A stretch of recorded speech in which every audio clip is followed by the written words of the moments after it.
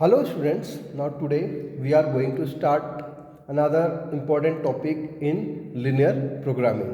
So students, अगर हम हमारे प्रीवियस लेक्चर्स की बात करें तो प्रीवियस लेक्चर में हमने लिनियर प्रोग्रामिंग का पूरा टॉपिक डिस्कस किया था। उस पूरे लिनियर प्रोग्रामिंग के टॉपिक में हमने ये डिस्कस किया था कि लिनियर प्रोग्रामिंग क्या होता है।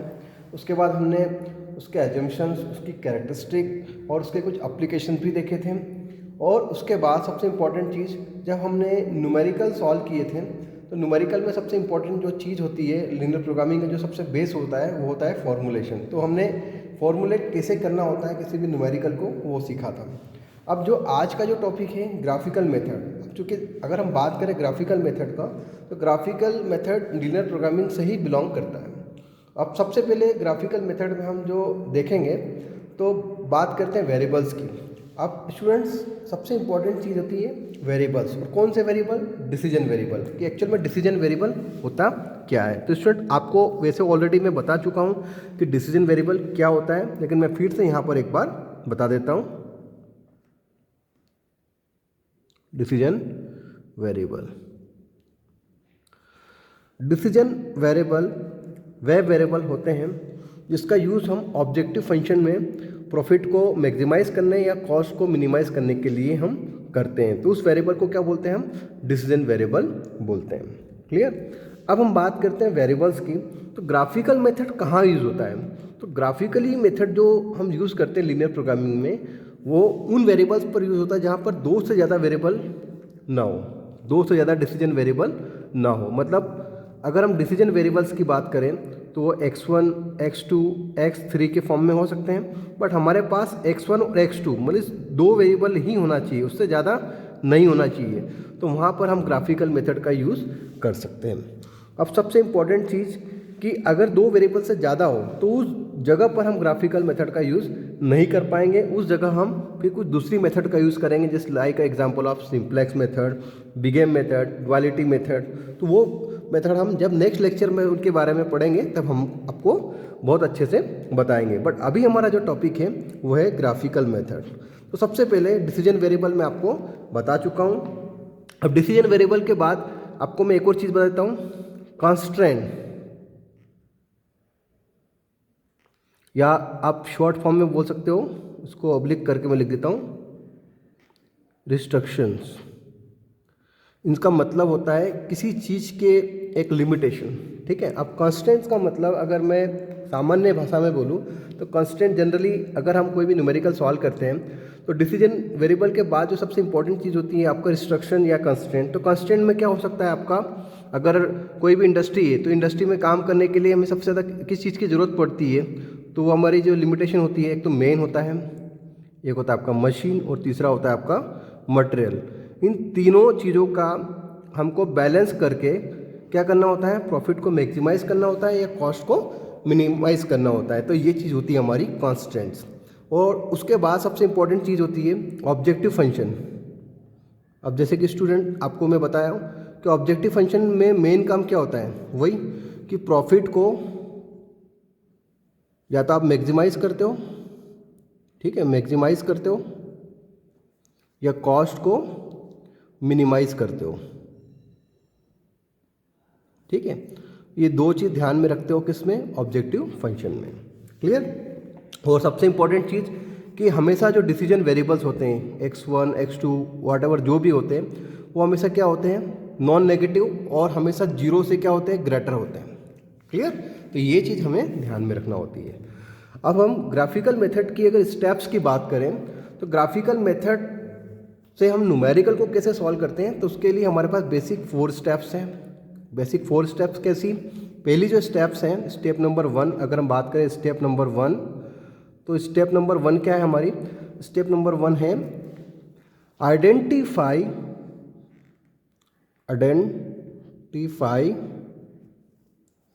The problem.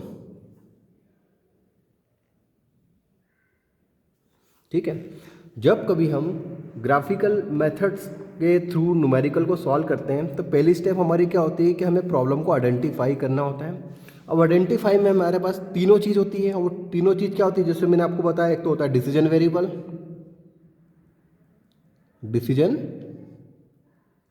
वेरिएबल, दूसरा होता है आपका कांस्टेंट,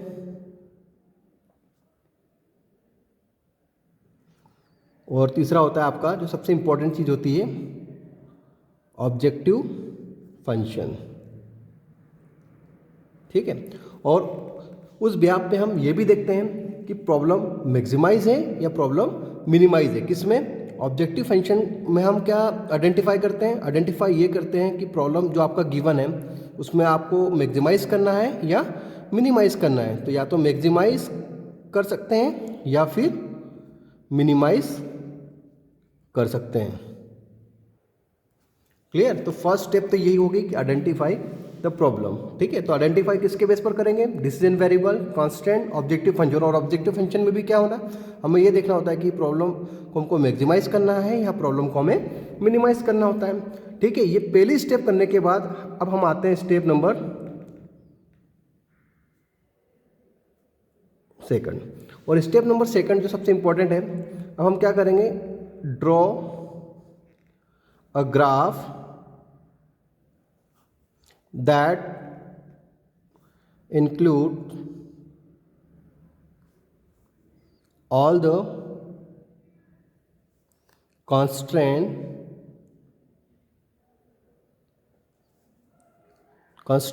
या बोले आप restrictions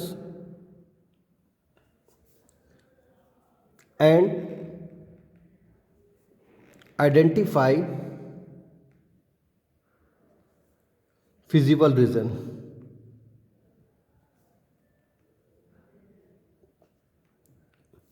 ठीक है, तो स्टेप नंबर 2 उसमें हमको क्या करना होता है? जब हमने आइडेंटिफाई प्रॉब्लम को कर लिया, उसके बाद हम जब ग्राफ को ड्रॉ करते हैं तो उस ग्राफ को ड्रॉ करते समय हम कौन कौन सी चीज़ को इंक्लूड करते हैं? कंस्ट्रेंट मीन्स कंस्ट्रेंट लाइंस को इंक्लूड करते हैं, और उसके बेस पर हम ये देखते हैं कि प्रॉब्लम मैक्सिमाइज है या मिनिमाइज है। अगर मैक्सिमाइज है तो हमारा जो फिजिबल रीजन वो टुवर्ड द सेंटर है या अवे फ्रॉम द सेंटर कहाँ पे जाएगा। जैसे कि कंडीशन है कि अगर आपका जो प्रॉब्लम मैक्सिमाइज का होता है, किसका होता है?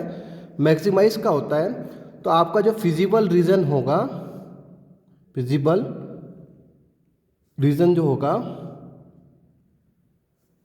वो किस तरफ जाएगा? Towards origin, towards origin. ठीक है, और अगर केस मिनिमाइज का होगा तो आपका जो फिजिबल रीजन होगा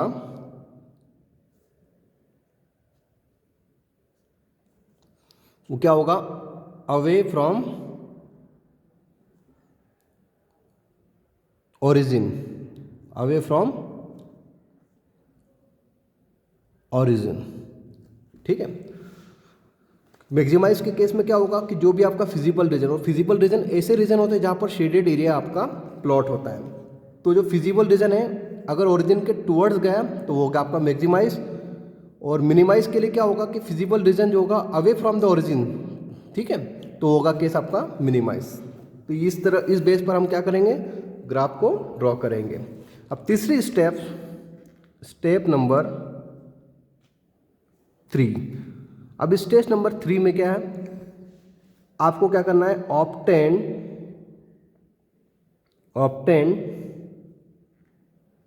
the point on the feasible region that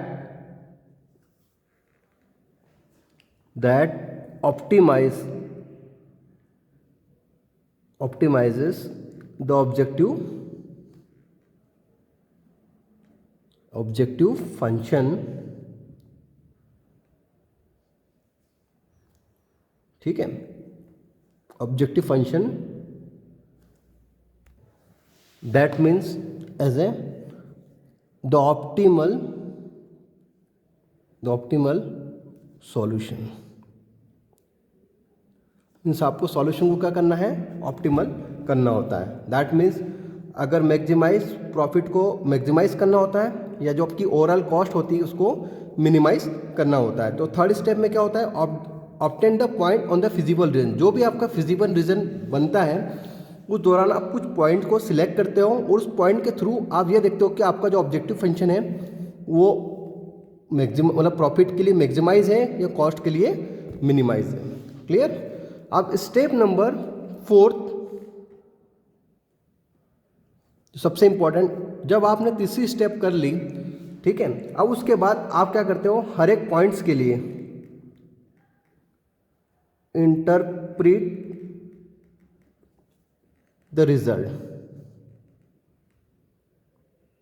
फिर फाइनली आप क्या करते हो, इंटरप्रेट द रिजल्ट, मतलब आप रिजल्ट शो करते हो। अब जैसे कि एक एग्जांपल लेते हैं कि कोई भी प्रॉब्लम आपका जो गिवन प्रॉब्लम है अगर वो मैक्सिमाइजेशन के फॉर्म में है तो आपको एक ही चीज़ ध्यान रखना है कि आपके जो भी फिजिबल रीजन में जो पॉइंट्स होते हैं आपके उस पॉइंट्स पर जो भी कोऑर्डिनेट्स बनते हैं उस कोऑर्डिनेट का यूज़ करके ऑब्जेक्टिव फंक्शन में जो आप रिजल्ट निकालते हैं, अगर मैक्सिमाइजेशन की प्रॉब्लम है तो हमें क्या होती है, मैक्सिमम वैल्यू को सिलेक्ट करना होता है प्रॉफिट के लिए। किसको सिलेक्ट करना होता है, मैक्सिमम वैल्यू को। और अगर मिनिमाइज का प्रॉब्लम है तो आपके जो भी ओरिजिन में जो कोऑर्डिनेट्स बनते हैं वहाँ पर जब उसका हम यूज़ करके ऑब्जेक्टिव फंक्शन में उसका यूज़ करते हैं तो हमें मिनिमम वैल्यू को सिलेक्ट करना होता है। किसमें, मिनिमाइज की प्रॉब्लम है, क्योंकि मिनिमाइज की प्रॉब्लम में हम ओवरऑल कॉस्ट को क्या करते हैं, कम करते हैं, मीन्स मिनिमाइज करते हैं। और अगर मैक्सिमाइज की बात करें तो प्रॉफिट को हम क्या करते हैं, मैक्सिमाइज करते हैं। अब हम जब न्यूमेरिकल करेंगे ना तो ये जो सारे स्टेप्स हैं वहाँ पर इसकी ज़रूरत पड़ेगी और उम्मीद करता हूँ कि उस न्यूमेरिकल में ये आपको बहुत अच्छे से समझ में आ जाएगा। तो स्टेप आपको पता चली कि पहली स्टेप आइडेंटिफाई द प्रॉब्लम, दूसरा ग्राफ को ड्रॉ करना है और तीसरा obtain the point of feasible region और लास्ट इंटरप्रेट द रिजल्ट। तो इस तरह ये थ्योरी पोर्शंस का आपका कंप्लीट हो गया कि ग्राफिकल मेथड क्या होती है